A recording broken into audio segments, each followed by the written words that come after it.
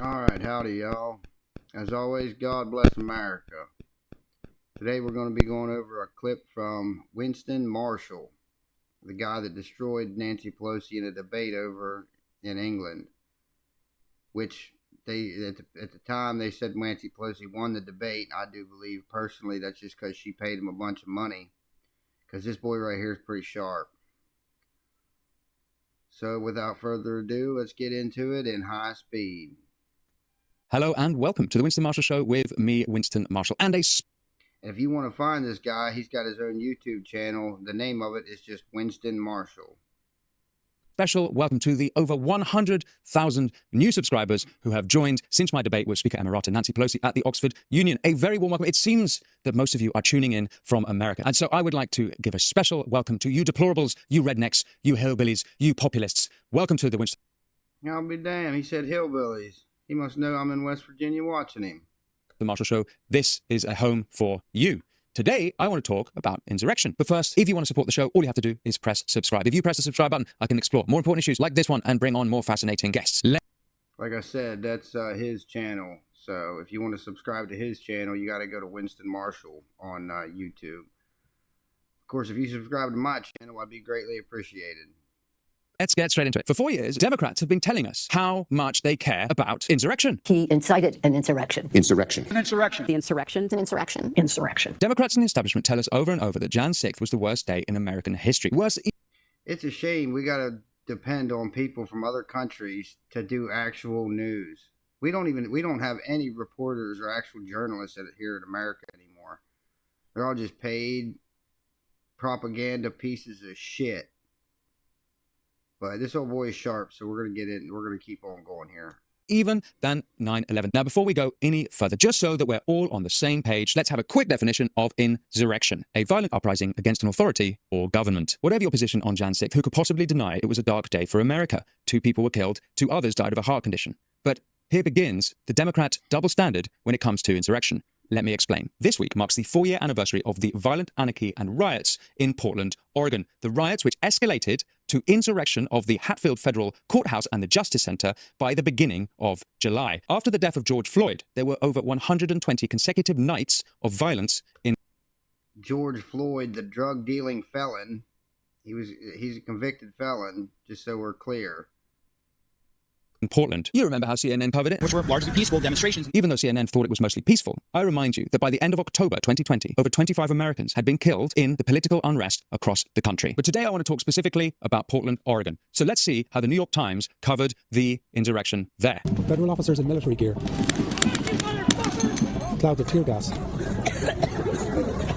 Crowd control munitions. And locals who want those officers gone. What are you not protecting? Get the out of our city!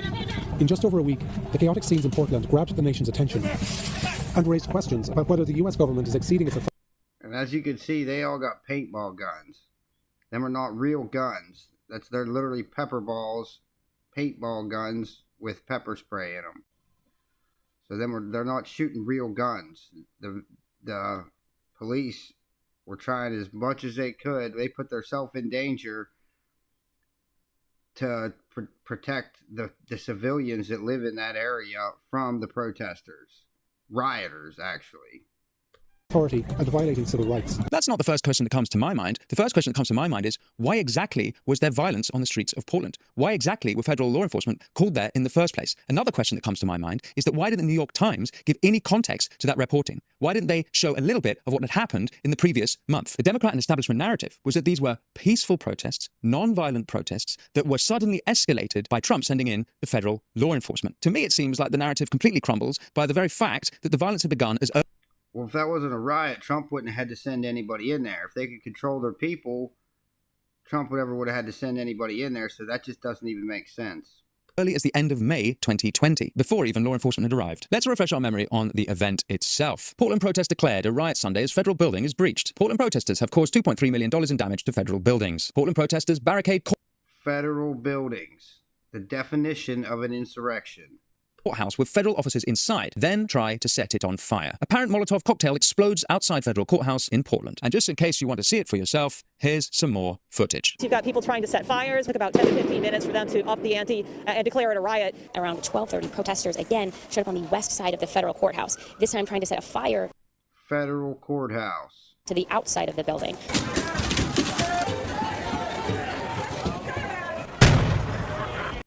But this is for the Democrat cause, so they're all for it. They actually backed it. You'll see here in a minute that the mayor was in there helping them. Instead of trying to get it under control, he was in the streets helping them protest and riot.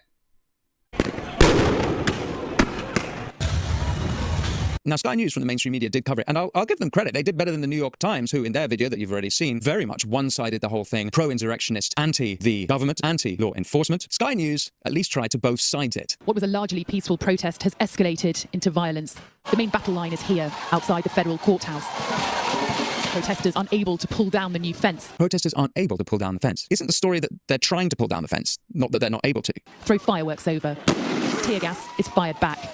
Many here are prepared for this. I thought these were mostly peaceful protests. Peaceful protests. Largely peaceful. And yet here we see people going to the federal courthouse, quote, prepared for this, or, as it seems to me, prepared to fight. But crowds have only grown since federal troops arrived here. So more people are turning up to lead the insurrection against the federal courthouse. On a lighter note, I was very pleased with this interview. Do you think this violence is undermining your cause? You know what? I don't believe in violence at all, but unfortunately, you gotta make noise. I don't believe in violence. No. I don't believe in violence at all, but we gotta make noise. No exceptions. But on this occasion, gotta make noise. Democrats and progressives either ignored or supported this particular insurrection. And it seems they haven't changed their mind in the 4 years since. I had the pleasure of debating Madame Pelosi at the Oxford Union. Of course, some of you will remember. If you haven't seen it, it is on my channel. But if you haven't got time, here's a quick... If you haven't seen it, you ought to go to his channel and watch it. I did a recap of it right after it happened. This old boy's sharp. Quick review from some lads down in Texas. Did you see the Nancy Pelosi debate with the dude from Mumford & No, Sons? I still haven't watched it. He handed her. In my exchange with Madame Pelosi, I challenged her to condemn the insurrection that lasted the entire month of June 2020. When I did so, she looked at me blankly. Now, to be fair, I actually made a mistake. It wasn't June 2020. It was the entire month of July 2020. Yeah, but it started halfway through June and went clear through July, so you're not totally wrong, bub.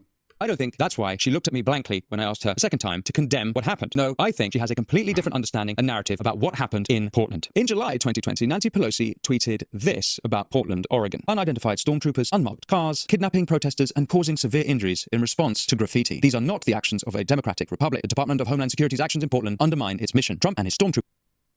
Over graffiti? 25 people got killed. Man, this is so... These Democrats are literally the worst people on this planet. Nancy Pelosi got super rich from insider stock trading, allegedly, and they made the rules about it, so nobody even cares. She got filthy rich off of our money because she gets to make the rules.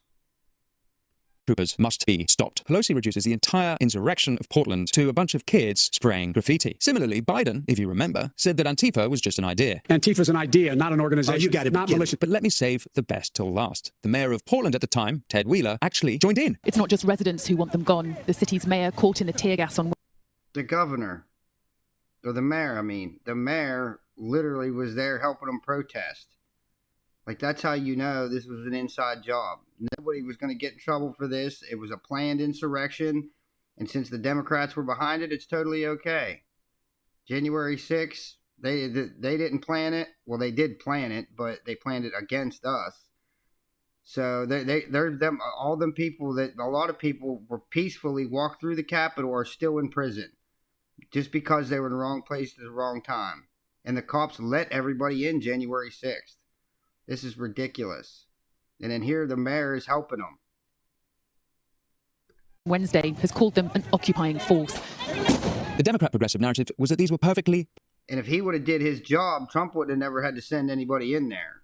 Peaceful protests that were then escalated when federal and law enforcement were sent in by Trump. But here's another side of the story. Speaking at a Senate hearing later that same year, acting Homeland Security Deputy Secretary Ken Cuccinelli had this to say. Thank you for the opportunity to testify today on the Department of Homeland Security's role in protecting against the continued assaults by criminals and violent extremists in the city of Portland, and more specifically the federal courthouse and the federal law enforcement officers there. For more than 60 days, the situation in Portland has devolved into nothing more than continuous nightly riots and life-threatening violence, targeting federal law enforcement and the institutions they diligently defend under the mandate given to them by Congress. These rioters have assaulted federal property, federal officers, local law enforcement personnel, and facilities with hammers, lasers, baseball bats, fireworks, Molotov cocktails, chemicals, and other weapons. Cuccinelli had some very flattering things to say about my old friend, Nancy Pelosi. Speaker Pelosi and another senior House Democrat have referred to federal law enforcement officers working for the Department of Homeland Security as stormtroopers and Gestapo. Are there any stormtroopers or Gestapo working for DHS right now? No, Mr. Chairman, they're not, and it's an extremely negative and hyperbolic libel by those individuals on people who are doing their duty as professionally as they can, not just in Portland. They did anything they could to try and make Trump look bad. They literally burned half the country down just so they could blame it on Trump. But around the country. Now, the Department of Homeland Security published a report in April 2021 synthesizing parts of both these narratives together. Here's what they said. The largest protest reported by Federal Protective Service involved 10,000 people near the Hatfield USCH, i.e. the Portland Federal Courthouse, and included some individuals throwing bottles and lighting fireworks in the direction of Portland Police Bureau officers. The vandalism and destruction to the Hatfield USCH, the Portland Federal Courthouse, included graffiti and broken windows. According to the FPS officials, damage to the Hatfield USCH caused by civil disturbance was approximately $1.6 million. The estimated cost of Operation Diligent Valor as of August 31st, 2020 was $12.3 million. But these were just innocent peaceful protesters antagonized by... And there was actually a government website bailing these people out of jail. Our tax money bailed these people out of jail. Kamala Harris was telling all these people that anybody that got arrested, it was on social media, that they could go to a government website and get bailed out of jail on our dime. We paid for these people to get bailed out just so they could go do it again. Law enforcement, right? The report noted that as early as June 4th, to assist FPS in Portland, on June 4th, 2020, DHS began deploying officers, relying on its authority under 40 U.S.C. 1315.5. At that time, Trump wanted to send in federal law enforcement. On June 26th, 2020, the president issued Executive Order 13933, protecting American monuments, memorials, and statues and combating recent criminal violence. The purpose of the executive order was to address a, quote, sustained assault on the life and property of civilians, law enforcement officers, government property, and revered American monuments. According to the executive order, quote, the Secretary of Defense, the Attorney General, and the Secretary of Homeland Security shall provide, as appropriate and consistent with applicable law, personnel to assist with the protection of federal monuments, memorials, statues, or property. On the same day, FPS created the draft operation plan, Operation Diligent Valor, to prevent, protect, respond to, and recover from attacks on federal property in FPS Region 10-7, which includes Portland. So on the one hand, we have either mostly peaceful protesters or a violent mob, and on the other hand, we have federal law enforcement trying to put down the violent mob, or we have violent law enforcement inciting that mob to insurrection. Now, you remember that fencing from earlier that they weren't able to take down. Protesters unable to pull down the new fence. Well, later in that period, Portland stopped and fined federal law enforcement from keeping up a fence to protect the federal courthouse. Unfortunately, the Department of Homeland... Like I said, that's an inside job. Literally, they did anything they could to try and make Trump look bad. So Trump sent in people to try and help him, and they turned around and sued him. Sued us. We're the ones that have to pay that. That come from taxpayer money. To go to Portland so their mayor can use it to start more riots. And security report that you remember from April 2021 doesn't actually clear everything up. One of the allegations against federal law enforcement is that they didn't have proper training. But this report found that they did have basic law enforcement training as outlined by the Attorney General guidelines. On the other hand, the report also said that some officers who'd been brought in from different departments did not have the appropriate legal briefing to deal with all situations. In other words, they didn't have insurrection training. But none of this undermines the fact that people went to the federal courthouse and tried to attack it and burn it down. That is the definition of insurrection, and there were people inside when they tried to do that. For all that happened, surely that is the salient issue. Why is that so hard for Democrats to condemn? Let me give you a counterexample. Because they started it. They literally wanted that to happen just so they could try and make Trump look bad. You'll remember the death of Ashley Babbitt, who was killed on January... Rest in peace, Ashley.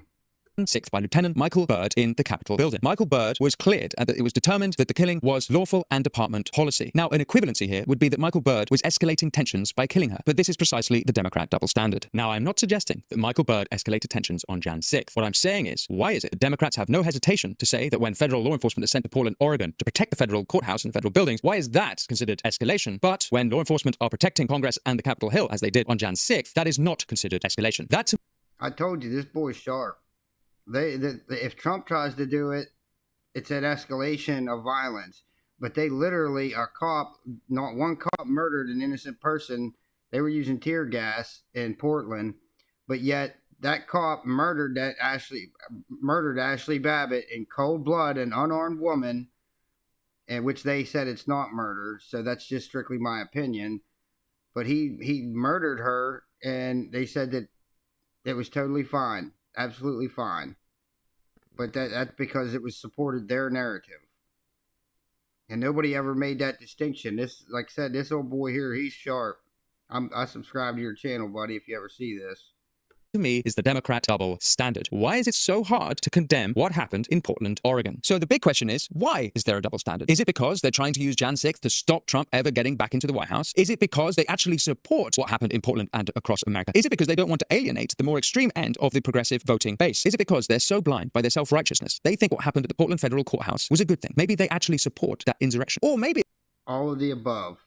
It's because all of them are completely unprincipled. Now, have I got it right? Have I got it wrong? Is there a Democrat double standard? I want to hear from you. Let me know what you think I've missed. Let me know where you think I get it wrong. We are all on this journey together. If you want to support the show, all you have to do is press subscribe. If you press the subscribe button, I can explore more important issues like this one and bring on more fascinating guests. But for now, thank you and see you next time. Hello, and the only thing, if you ever do see this, Winston, the only thing I would like to know, I'd like you to go in depth more on the people that died. I as far as I knew, and I did a good bit of research, as far as I knew, Ashley Babbitt was the only one to die. You said somebody else, one of the other protesters died, and I didn't hear nothing about that.